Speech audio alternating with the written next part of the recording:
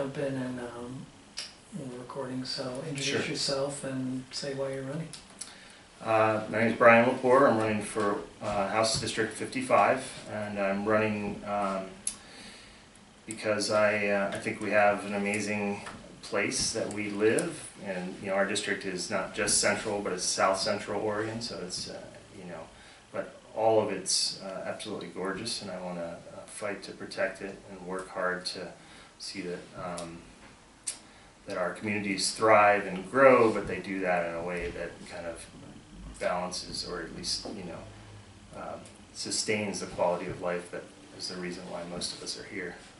So that's kind of my motivation. Particularly, I have 2 middle schoolers, so I'm really motivated to see that they and people their age are able to enjoy this area as much as I do. Awesome. So we're, going to just touch on some of the important topics for people of Central Oregon. Get Sure. around a lot. One of them, homelessness and affordable housing. Yeah. Significant issues for communities all across Oregon. What do you believe is the state's role specifically in trying to address these issues? Yeah, it's a complex, multifaceted issue, very challenging, but the link between housing costs and homelessness is direct. So there's, as housing costs and housing inflation continues, we're going to see more homelessness, more folks that are struggling to get by are going to be in that situation. So my first focus, and it's not necessarily out of a background of expertise, but it's more just what I see as the biggest challenge to our communities is housing. And that's true throughout this district, but for different reasons. Obviously, South Deschutes County is really pressured by Bend, by the cost of housing in Bend. A lot of people are moving to La Pine because they can't afford to buy here. So you have challenges with housing costs there, and a lot of folks who were, in lower cost housing that they were in before, it doesn't exist. So, so that's very different than the Klamath Falls area, which also has a shortage of housing, but has a lot of abandoned and dilapidated units that could be restored, and it's like there's not as big of a population growth for that area. But I was in Bly, Oregon yesterday, and Bly has a housing problem. They have homeless folks, and believe it or not, and so it's throughout the district. And so the state's role has to be flexible. Exactly what the state does. I think trying to look at what are we doing to incentivize building of, we need multifamily units, we need higher density units in most places, not everywhere, not in Bly. We don't need apartment complexes in Bly, but we need some units there. So some flexibility that works with rural and urban, suburban areas, but that just gets more units on the ground. So it could be looking at, what are we doing to incentivize, push development towards single family homes, and how can we change, whether it's tax structure or permitting, things like that really push multifamily units in, so South County, like I said, is really influenced by Bend. So in some sense, even though Bend is not in my district, trying to help Bend develop better is going to help my district significantly. So they're tied together. I should mention for anybody who's watching on this interview that our format traditionally, or for this race, is we have both candidates in, and people may wonder why we're going one-on-one for you, but I can answer for him if you'd like. Brian's opponent chose not to do the interview, and so we're sitting here with Brian. Yeah. All right. My turn. So Oregon has robust protection for women's right to choose. Yeah. Do you support these protections? Why or why not? And further, would you support a legislative effort to refer a constitutional amendment to the voters to enshrine this protection in the Constitution? Yeah, I do support a woman's right to make her own medical decisions,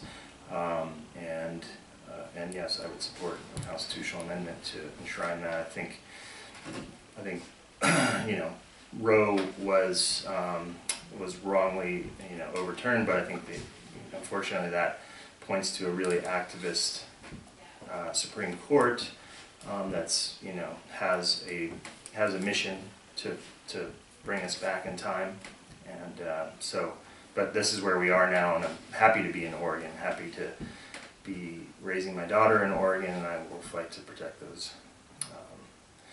But you know, I also will say that a big part of that is, I mean, another part of my platform is healthcare, and abortion care is part of healthcare. I really want to support making sure that everybody has access to affordable and quality healthcare in the state.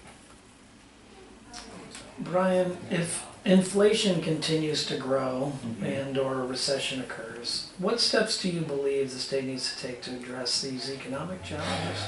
Yeah, so the housing inflation is in some ways kind of separated, because I feel like that's been going on way before this more recent kind of, you know, COVID-related supply chain inflation that we're seeing now. And it is international.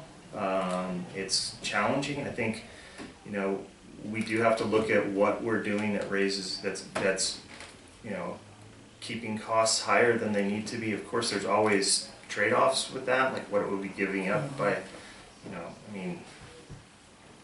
an example might, and this is not, I'm not saying that I necessarily want to repeal the gas tax, but just saying, you know, at some point when gas was at its peak, there was that discussion, and so it's like, well, those funds are critical to developing our infrastructure. So, you know, that trade-off, we just need to look at that. So there's a lot, probably, I don't have specific ones that I would do, because I think, you know, again, a lot of it's not just international, but it's also significantly controlled by what the Fed is doing.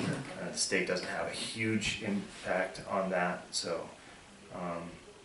Some of the other folks in House races have brought up the corporate activities tax as, as something to tinker with. Do you have thoughts about that? So, yeah, I mean, I have not very deep thoughts, because I still, the corporate activity tax, what it's funding is our schools. I don't want to, I absolutely think that's basically how we create a better Oregon, is we invest in our schools. That's the future. That's our future. So, I'm anxious to do anything that pulls funding. I don't like the idea of a corporate activities tax, because, particularly just actually more that it's you know, it's on gross instead of net, and that just as a small business owner, that bothers me, because I was always had a lot of gross and not a lot of net. So as a small farmer, it's, you know, it's marginal, and there are a lot of really important marginal businesses out there doing important work in the community, and so so I would look at it. You know, we would need to know what would we replace it with, if that's gonna impact our school funding. What are we gonna replace it with? So, yeah. There you go. I kind of jumped at the follow-up. Measure 114 seeks to put some new gun safety measures in place in Oregon. Do you support the measure? I am of mixed. I'm still haven't made a final decision. I mean, I probably will support the measure. I have some problems with what it's going to require in terms of implementation. You know, some of the things to me make total sense. Raising the age for access to firearms, raising the or decreasing the magazine limits, the permitting system, and the training system are all, I agree with those in concept. I just want to make sure, I'm a little concerned about implementation. So I'm still studying that. I'm still listening to other sides, like what would be the alternative? How can the legislature tinker with it if it does pass, so that it's more equitable. It's also not so onerous, because I do believe in the Second Amendment. I believe people should have access to firearms to protect themselves, and so, you know, my goal is to do everything we can to keep guns out of troubled individuals who have intent on doing harm to others, and I'll work really hard to do that. So it's a long-winded answer saying yes, but I'm not totally sure. Still studying it. So in terms of the permitting and training, is it the law enforcement discretion piece that you're concerned about? Partly, yep. partly, and then, yeah, so I do like the idea of putting that in a different state function, perhaps. I mean, I've heard it suggested to use a DMV as, you know, the way that we register for our licenses, we also register for guns. So it's not as, that there's potentially not a barrier for a lot of folks, particularly people of color, community members of color who might have some challenges with that. And particularly, you know, we're doing a lot to help, or the state is trying to do a lot to help women who, not just women, but people that are victims of domestic violence and domestic threats and stuff. And so I want to make sure that those people don't have a barrier to protecting themselves. So trying to understand the details of how that's going to happen and make sure we tweak that law if it does pass would be important. And then the training aspect of it that bothers me is just the cost of forcing training and making sure that people can. I think that's absolutely important, that people that use guns, you know, I'm a gun owner, I'm a hunter, and I was introduced to gun ownership through a hunter training and hunter safety. And I believe that should just be part of owning a gun, that you should basically learn. And I really like the idea of having like community-centered models where people are learning from other community members, there's mentorship and things like that. And so I'd like to see, and none of that's included in 114, and then, you know, the requirements might make it effectively, make it too burdensome for people to have, people that should have access to have access. Okay. I lost track of It happens. In recent years, there has been significant division within the legislative arena, and legislators have been challenged to collaborate on issues facing Oregonians. What can you do to bridge this gap and still be effective? Yeah, I mean, I'm running in a very rural district. I'm talking to rural folks. I have a strong appreciation for rural folks, so I'm hoping that I can bridge the gap through communication. I'll reach out to folks that, and I say rural as if all rural folks are Republican, but they tend to be, and so it tends to be a more conservative culture, and I have a lot of appreciation for that, and I can also talk on both sides. So my goal is to be able to bridge that gap, and I think it's really important that we do. I feel like, honestly, like rural Oregon has been left behind and has been excluded, and that's a lot of their complaint, and I think it's justified, and I would like to fight for rural Oregon. At the same time, I appreciate a lot of, you know, just the dynamics of what people, you know, basically what people are trying to, I essentially approach it with respect of everybody involved, that everybody who's fighting for an issue has valid concerns, and I try to find common ground, so that's what I'll do. Shifting to one, not a very contentious thing, but water is a major concern for many Oregonians. Right. What measures do you support to help farmers get their water while also managing the competing needs of wildlife in the rivers?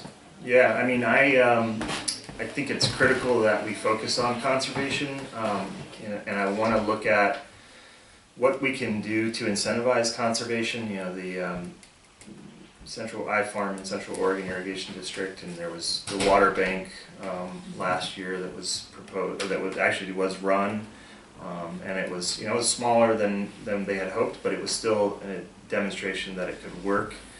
And I would like to see more things like that, more incentivization of conservation. So right now we don't do that. Essentially, there's no incentive for a farmer really to figure out how to use less water. I mean, you know, other than the power costs of running a pump, which in terms of farm costs is not a huge thing. So, but the water itself, you know, so can we?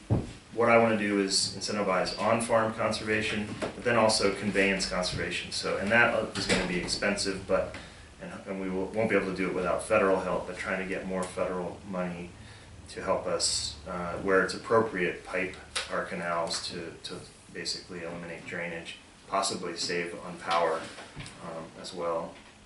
But it's really around conservation is kind of how I would center everything, and trying to maybe tweak laws in a way that, you know, the concern for a lot of folks who have water rights is the potential of losing them when you start playing with these water rights. So how can we have you know, options of management options that allow you to do different conservation measures without risking any kind of loss of your property values. And that's kind of what the balance that I would try to uphold.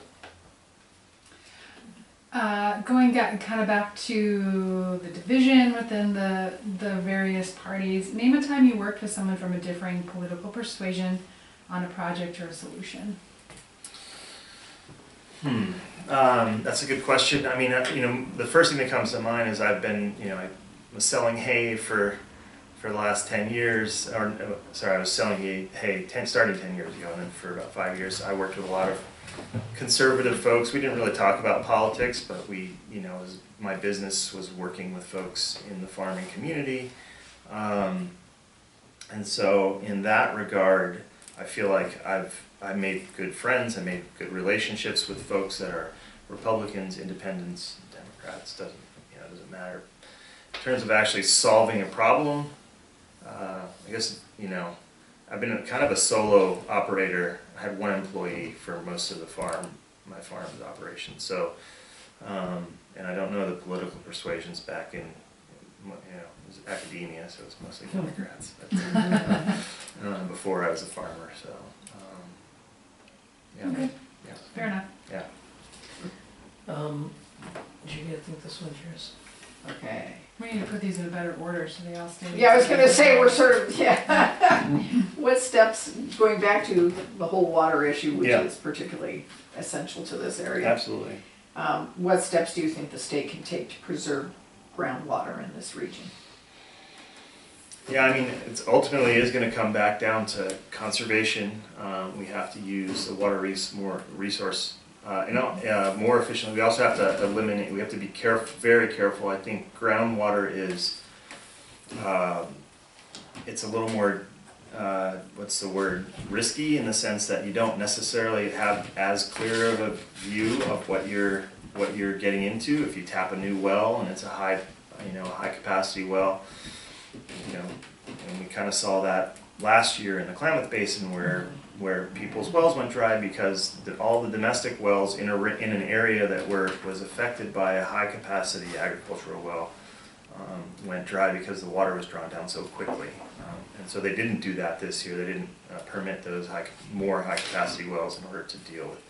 So it's a lot of it's kind of continuing to be smart about understanding the resources, being a little more cautious with tapping into it, and then ultimately being as efficient as we can. I mean, there's a lot of progress that can be made in terms of saving water, and so I think we should emphasize that, and that's what I would really work on.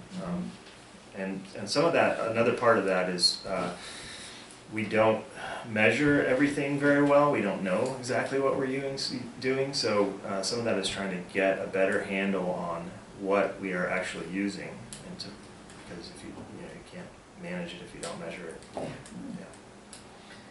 Yeah. Since Oregon, like most Oregon counties, is considered a child care desert, Yes. what can the legislature do to increase access and lower costs for quality child care? Yeah, I mean, we have to do a lot. It is critical, and in my district, it's rural, and so it's going to be totally different than what happens in 54. But we have to have, so a lot of it's training. We need to provide support for training of child care providers and help them get set up and established, even if that's in-home. And so I'm not an expert in the area, so I don't know all the nuances of what are the requirements are to establish an in-home child care place, but we need to facilitate that, make that easier so that folks can get it established. Because, just like I mentioned, you got people that are moving to La Pine and working in Bend because they can't afford to live in Bend. Well, their kids are, they're driving, they're going to need somebody to watch the kids. And so we need to make sure that there are people in La Pine that can provide childcare, and they're well trained, They know how to do safety and also how to help educate the kids at those young ages. So, Well, the next one's a lot more fun if there's two people in the room, but go for it, Judy. I get to ask that? Yeah. Okay. Say something you appreciate about your opponent in this race. Oh. I didn't think about that. So I shouldn't have to think so hard, but we've met once, but it was briefly outside of Costco. So I don't know him that well. I'd say he seems like he really loves his family. It's kind of a cliche, but he seems like a real family man and cares about his community.